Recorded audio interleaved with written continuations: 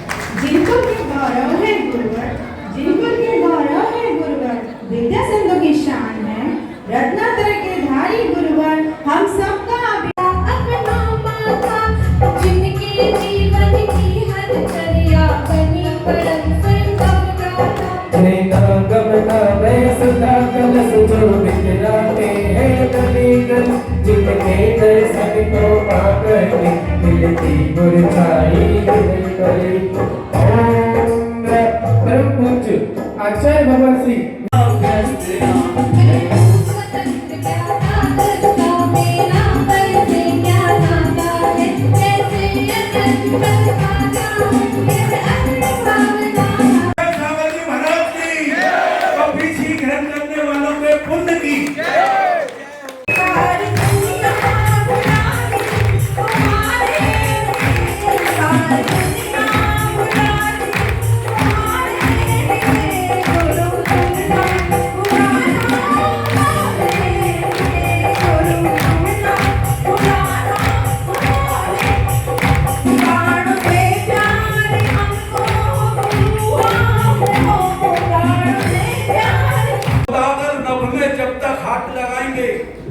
और सितारे रात के द्वारे बंधनवार सजाएंगे।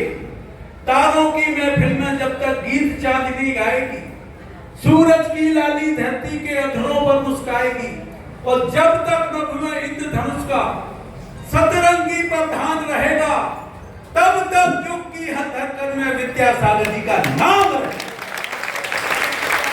तब तक युग की हर धड़कन में विद्यासागर जी का नाम रहेगा। भक्तर की आंखें भी रोदी, वे जगत पूज्य सन्यासी थे। भक्तर की आंखें भी रोती, वे जगत पूज्य सन्यासी थे। इस धरती से गए हैं ऊपर बनकर सम्राट समाधि के। इस धरती से गए हैं ऊपर बनकर सम्राट समाधि के। उजियाले कभी कब ना होंगे, ऐसी फसलें रोक गए। उजियाले कभी कब ना होंगे, ऐसी फसलें रोक गए, और अपनी सेना की कमान समय के हाथों सौंप गए। चतुर्मास के दिन लौट गए हैं वापस अपने गांव, पर बस्ती पर बने रहेगी अक्षय कृपा की छांव। पर बस्ती पर बनी रहेगी अक्षय कृपा की छांव। विश्व मैत्री का परिचायक ये निर्गत दिगंबर वेश है, और पीछे परिवर्तन इस दुनिया को करुणा का संदेश है। करुणा का संदेश जीने वाले परम साधक अक्षय सागर जी महाराज से करवत प्रार्थना करूंगा कि वे, और उसके कारण वो वीतराग को दुख मानता है। जो अच्छी चीज है उसको अच्छा नहीं लगता, क्योंकि कर्म ही एक ऐसा योग उसको मिलता है कि वह ऐसे रोग को प्राप्त हुआ है, उसको पत्य अच्छा नहीं लगता, आपत्ति ही अच्छा लगता है। और इसी के कारण आधि, व्याधि, उपाधि इसके साथ दुखों में सना रहता है।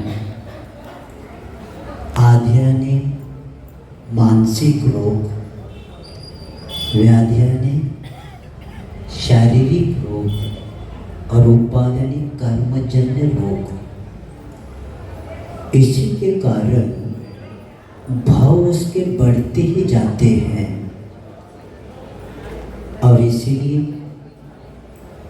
आचार्यों ने कहा है, तत्वा सर्वाश्रिति की देश सर्वतो न महति। इस सूत्र की टीका लिखते हुए आचार्य पूज्यपाद महाराज कहते हैं, संसार में एक नियम है, जिसको बीमारी होती है ना, उनको औषध का प्राशन किए बिना बीमारियां शरीर की ठीक नहीं होती। तो उसी तरह आचार्य कहते हैं कि जब तक व्रत रूपी औषधि आप प्राशन नहीं करेंगे, तब तक आपकी आत्मा अनादिकाल से जैसी आई है वैसे ही संसार में परिभ्रमण नियम से करते हैं। और हम लोगों का सौभाग्य है कि आचार्यों ने तीर्थंकर की वाणी हमारे यहाँ तक पहुँची है। और समंत भद्राचार्य कहते हैं, पहला आप धर्म के पात्र पर पहला बनो। जैसे अजय जी बता रहे थे, कवि भी बता रहे थे कि देखो, जैन कुल में जन्म लेने के बाद जैनत्व नहीं आया तो हमने आकर क्या किया? आप लोगों को स्वाध्याय करने के लिए समय नहीं और सुनने के लिए समय। एक सेंटेंस में आचार्य विद्यासागर जी कहते, एक गाथा या एक श्लोक भी जीवन गाथा बन सकती है, लेकिन ये गाथा भी अपने को याद नहीं और एक श्लोक का भी अर्थ अपने पास याद नहीं। समंतभद्राचार्य कहते हैं न सम्यक समम किंचित त्रिकाली त्रिजगत्यपि श्रेयो श्रेष्ठ मिथ्या तो तन्म नानु तनु प्रताप। क्या कहा? 3 लोक में और 3 काल में। देखो एक काल का बात नहीं चल रहा है, 3 लोक में और 3 काल में अकल्याण करने वाला मिथ्यात्व है और कल्याण करने वाला सम्यक दर्शन है। अब जैन कुल में आकर भी और आचार्य विद्यासागर कहते वीतराग पर विश्वास हो गया, जैनत्व को प्राप्त किया। देव का निर्णय हुए बिना धर्म का निर्णय होता ही नहीं। हमारा अभी भी कितने लोगों को अभी भी डर है।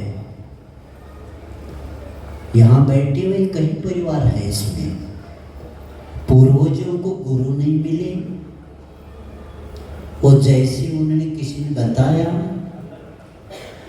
शादी में वहीं जाना, बच्चों का बाल निकालना है तो वहीं जाना। अब बताओ जिनके पास जाते उनके बाल कभी कटते क्या? छोटी सी बात है। इसलिए देखो बुंदेलखंड के लोग कहाँ जाते मालूम है? बच्चों का बाल करने। कहाँ? कुंडलपुर में जाते। क्यों जाते? क्योंकि बड़े बाबा है।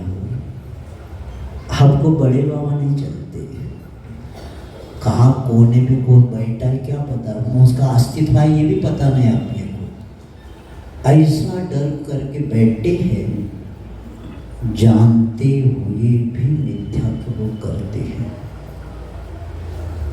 बताओ आचार्य कहते समंतभद्राचार्य भगवान की भी परीक्षा पहला करते थे, बाद में वो कहते थे आत्ममीमांसा में भगवान मैं आपके पास आया हूँ, ये नहीं समझना आपका 12 सभा लगी है, आपको चवर ढोल रहे हैं, देव लोग सब खड़े हैं, 4 आंगुल आप ऊपर है, इसलिए मैं नहीं आया। मैं आपके पास इसलिए आया हूँ कि आपके पास दोष और आवरण नहीं है। क्या कर सकता है? 4 आंगुल रह सकता है। तो उसी तरह श्रद्धा की व्याख्या अभी भी जैन समाज में ज्ञात ही नहीं। श्रद्धा सत्यम ध्येयते यत्र सा श्रद्धा। हृदय में सत्य की स्थापना करने को श्रद्धा कहा है। अब हृदय में सत्य नहीं है तो बाहर क्रिया कैसी अच्छी हो गई?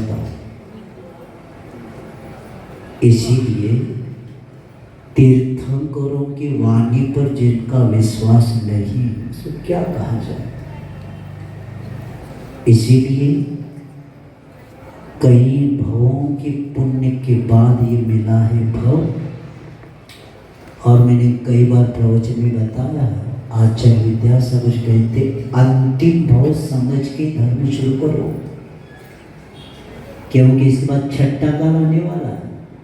दुर्गति ही दुर्गति, न देव मिलेंगे, न गुरु मिलेंगे, न शास्त्र मिलेंगे।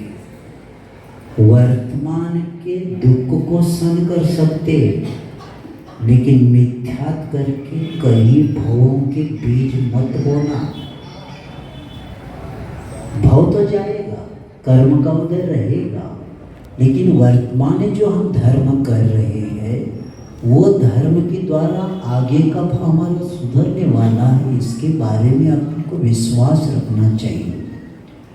तो इसलिए समंतभद्राचार्य करके 3 लोक और 3 काल में कल्याण करने वाला सम्यक दर्शन है। इसको पहला अपने को विश्वास रखना चाहिए, तब जाकर हम धर्म के पात्र बन सकते हैं। अनादिकाल के देव पर विश्वास नहीं, अनादिकाल के गुरु पर विश्वास नहीं, और काल्पनिक देव के ऊपर तो तुरंत विश्वास होता है।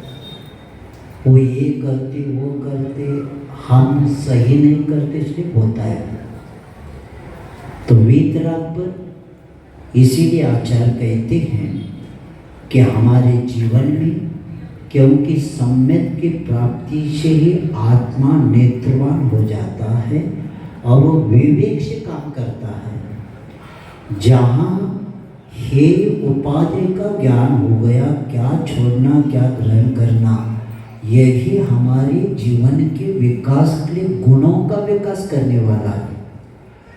तो इसलिए हमें ऐसे उस दुखों का नाश करना है, क्योंकि कर्म है तो दुख होगा, लेकिन क्षय किसी द्वारा होगा, सम्यक दर्शन के द्वारा होगा। तो हमें सच्चे देवगुरु शास्त्र के ऊपर विश्वास रख के कितने भी संकट आ जाए, लेकिन वीतराग को कभी भी नहीं छोड़ना चाहिए, और तब जाकर कार्य होता है। इसीलिए आचार्य कुंद कुंद कहते हैं कि पटिवंचित सामान्यम यदि इच्छसि दुख परिमोक्षम।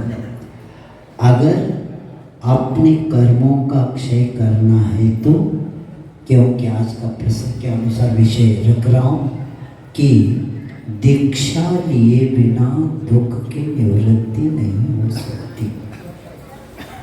क्योंकि आचार्य कहते हैं दीक्षा लेना यानी जीवन को समीचीन दिशा मिलना, और जो समीचीन दिशा पर चलता है वह नियम से स्वयं शुद्धस्य मार्गस्य। ये मार्ग कब का है? स्वयं शुद्ध मार्ग है, अनादिकाल का मार्ग है। अगर हमारे अनादिकाल तीर्थों का पर विश्वास नहीं,